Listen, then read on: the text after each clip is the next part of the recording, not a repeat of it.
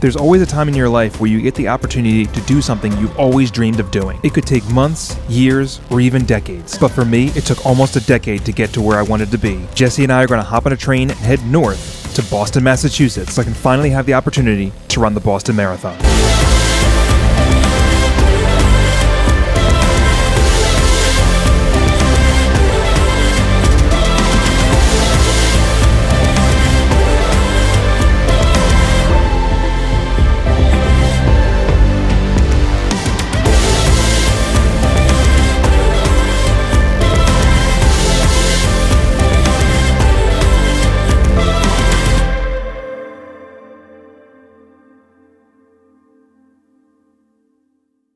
Alright, we made it to Boston, and we are making our way down to the Boston BAA 5K. I'm going to be pacing Jesse for this one. Say hi to Jesse over there. There she is somewhere, I don't know. But yeah, we're making our way over there right now. It's a little windy out here, but it's not too bad. It's a great day to go for a run. The sun is coming up. It's about the mid-50s right now. Let's get over there and do this.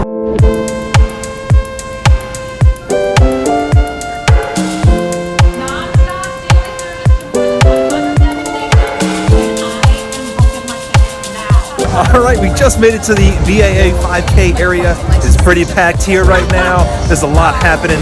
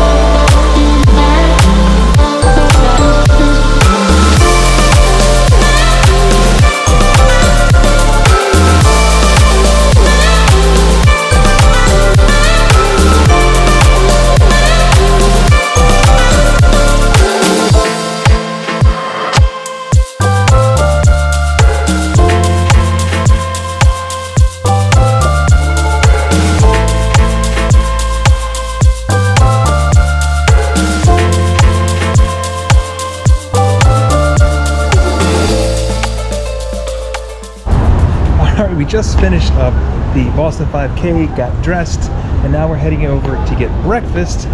Gonna get some bagels because we got a carb load up, and then we're gonna head to a couple of places on Newbury Street and then head to the expo.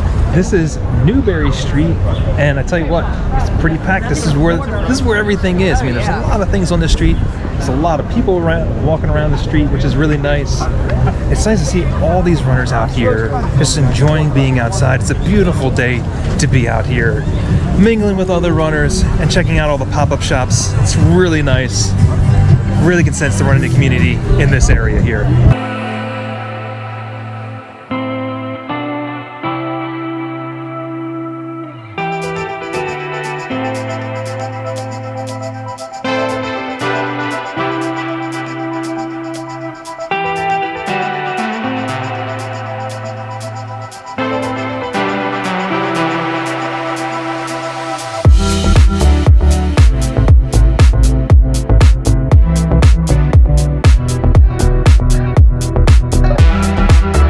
Next up, we're going to be checking out the Get Sprints or the Sprints pop-up banner.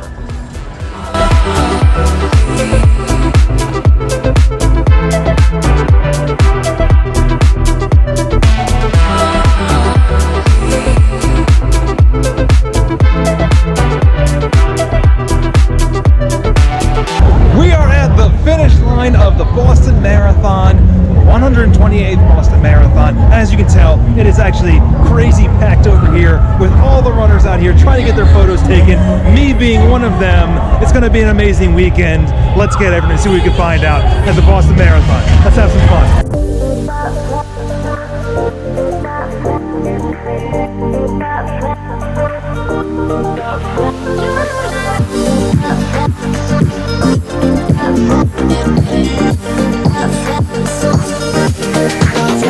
Bring it.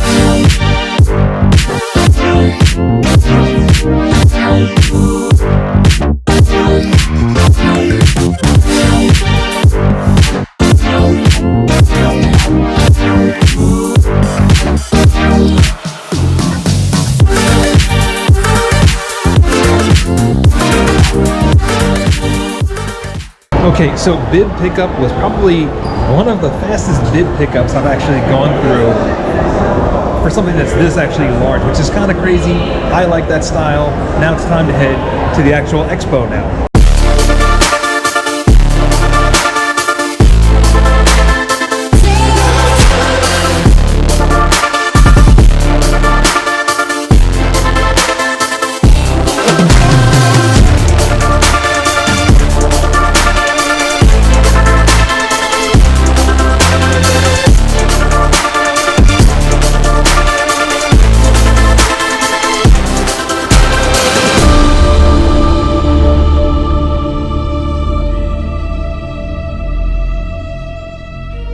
Alright, I just got done the expo, and I tell you what, I feel like it's just way too much happening in there. I feel like it's like way too much anxiety just kicks in, like hardcore.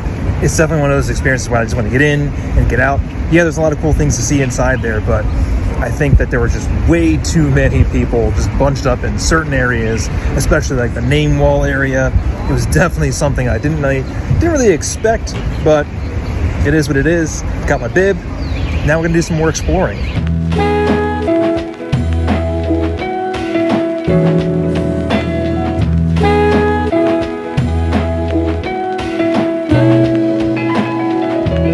We went to go check out FanFest, which was actually located near City Hall. This was a different location than last year, and it was a little bit of a hike to get there. But I wanted to make sure I stopped by because my friends over at Poland Spring were actually there. And if it wasn't for Poland Spring, I wouldn't have been running the Boston Marathon this year. I had the chance to meet Des Linden, which was really cool. After that, Jesse and I walked over to the Sam Adams Taproom to pick up a 4-pack of the Sam Adams 26.2 brew. This, of course, was for celebration after the marathon. We ended up closing out the evening by checking out a couple more sites and picking up a pizza on the way to the hotel. And the pizza from Stoked Pizza Company was absolutely delicious. Happy Sunday.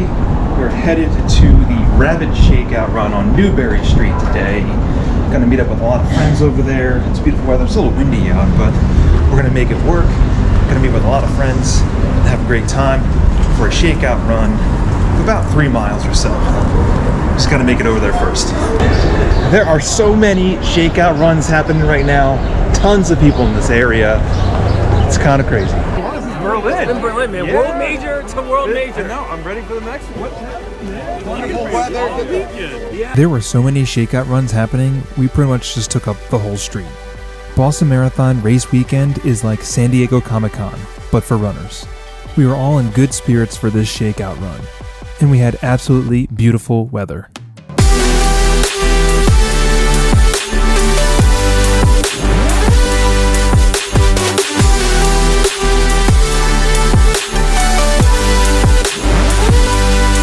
It's always nice meeting new friends in the running community, and also meeting up with old friends. There's something really special about this race weekend. The city of Boston comes alive, and is flooded with runners from all over the world. After the shakeout run, Jesse and I headed back to the hotel. I had to get cleaned up because I was actually going to be on a panel to talk about all things running, and what race weekend means to us.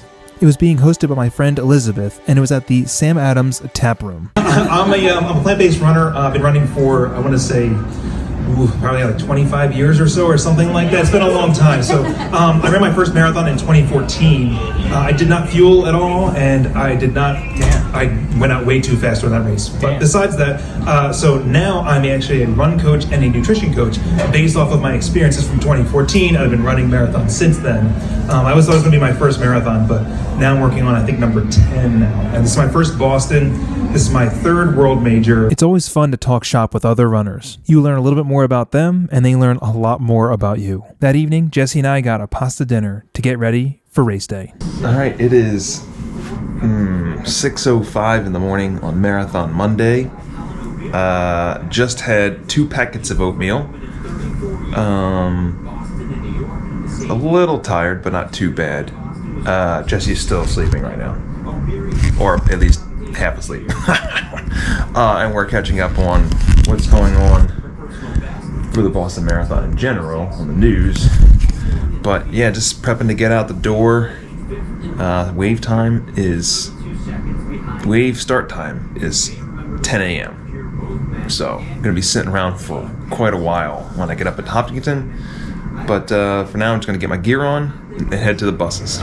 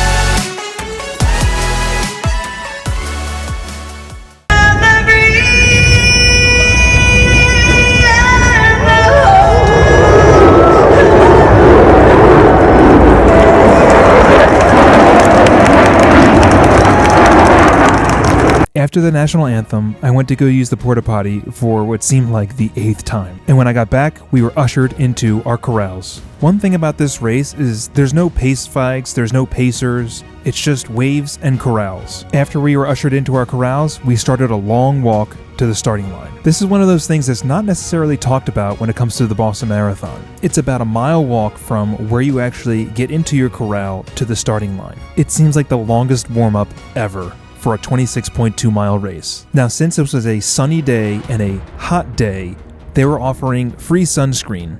This is one of those races where the weather is absolutely unpredictable, so you pretty much have to be ready for anything. Now, the problem with me is that I was training all throughout the whole winter for this race, which means I was training in cooler temperatures, expecting a cooler race. And that was definitely not the case, because when this race started, it was already 59 degrees. The two goals of this race for me were to have fun and finish.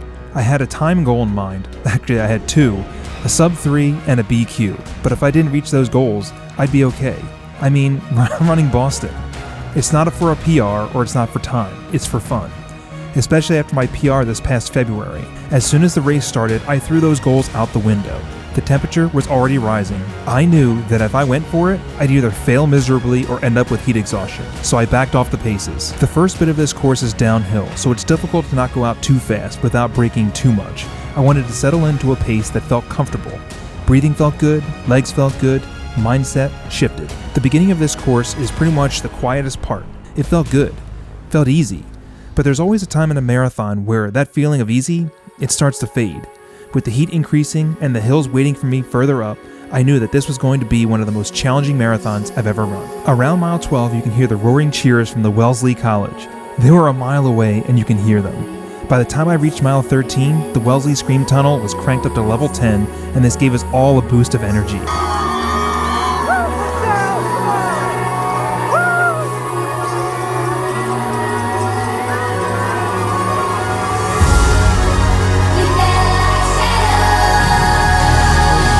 I knew going into this race that the hills were notorious for breaking one's spirits, so I wasn't shocked to see my paces slow. I anticipated it.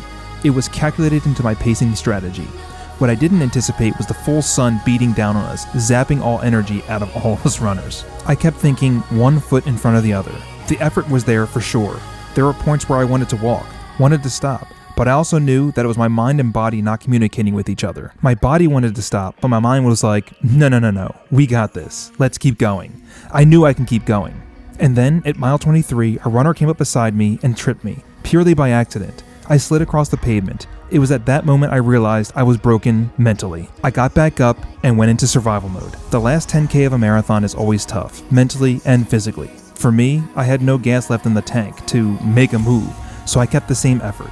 Mile 24 felt like the longest. I saw the famous Citgo sign and thought, I'm almost there. Let's keep this going. Trying to rally. I made that right turn on Hereford, and Jessie was on the left holding a sign. It made me smile, laugh, and tear up for a second.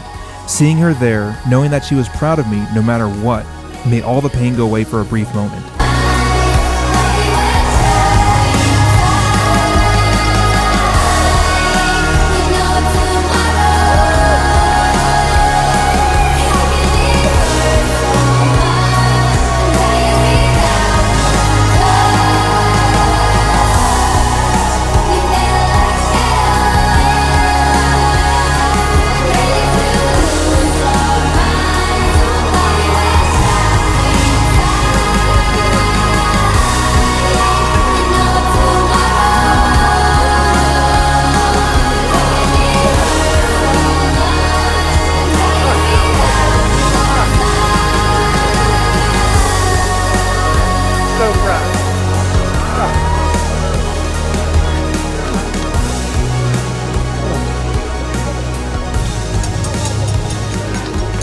Thank you so much.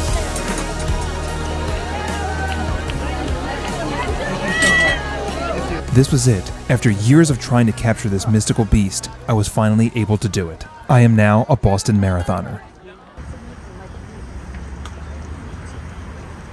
Alright, it is the day after the Boston Marathon, and doing the waddle just like a lot of other runners out here. I'm seeing a lot of Boston Marathon jackets, a lot of Boston Marathon medals, and I almost tripped over the sidewalk right there.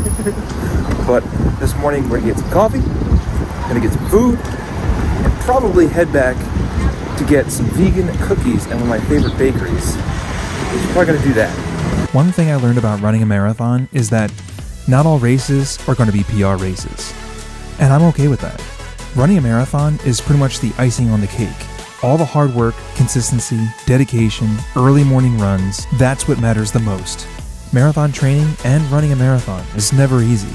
As long as we keep putting in the work and putting one foot in front of the other, we're already building better versions of ourselves. When times get tough, just know we can do hard things. We just have to keep smiling and keep moving forward.